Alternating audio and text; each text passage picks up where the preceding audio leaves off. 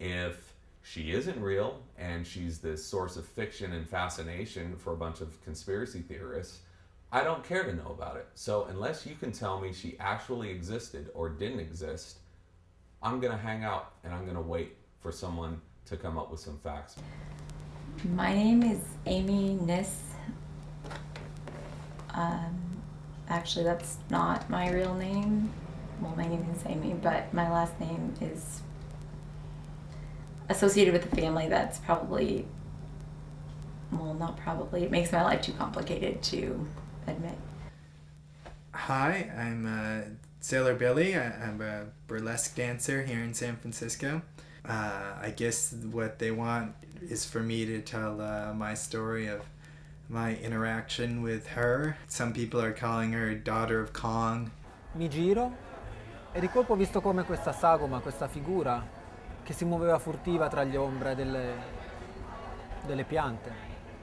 She's wearing this big cape that covers almost all of her, except her head, and she's gesturing, and she says that she wants to work on some things, but she's clearly very scared and very shy. She came over and didn't say anything. And I'm thinking, why? Okay, you approached me. I love it when a woman approaches me. It's a total turn on. Yes, I've killed people. No, I'm not going to be prosecuted for it in the US. E allora mi sono lasciato quasi catturare, ho cominciato ad avvicinarmi verso di lei. E lei mi ha guardato ancora più intensamente, quasi invitandomi col suo corpo ad avvicinarmi. E pian piano i nostri corpi si sono avvicinati e così ho incontrato Figlia di Kong. She says that her mother was a movie star and her father was King Kong. So I'm kind of just holding that. I'm not good at school. I'm not good at, hustling. Who cares?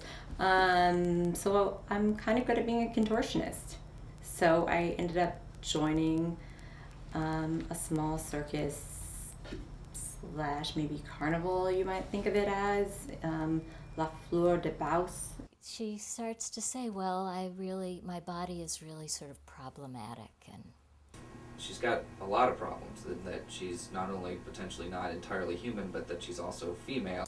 And then I feel like, we're sort of on the ground that I'm always on with women, and in some ways is my body's problematic. And I'm thinking, why isn't she taking off her clothes? I mean, is she kinky? Like, is she like a furry person?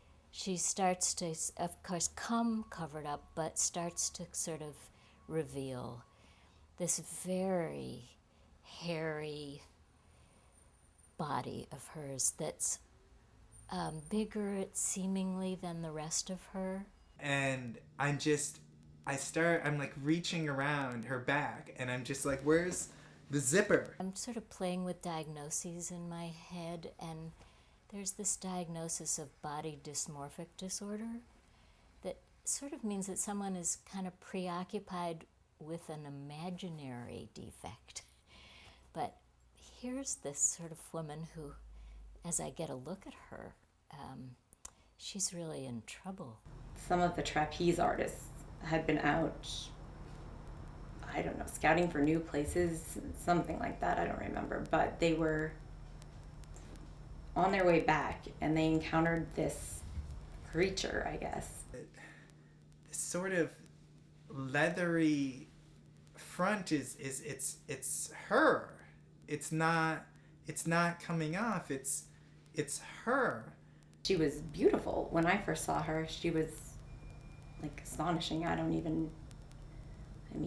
Like straight out of Hollywood, totally, photoshopped or something. This is either hirsutism, or it's a hormone disorder, that something's really the matter, and she's gone years without sort of going to see somebody about this. That it sort of struck me that she came to therapy instead of a physician. When I finally encountered her, she had slits on the edges of her forearms, both forearms, and they were bleeding, and you could tell where, like, what, I don't know if you want to call it fur or hair, that they had tried to peel it off of her, that they had tried to, like, I don't know, cleanse, remake, something. And so, you know, I let her go. Perché lei non riusciva ad adattarsi, non riusciva a stare in questa società di finzioni e artifici, e cose artificiali, e cemento e persone.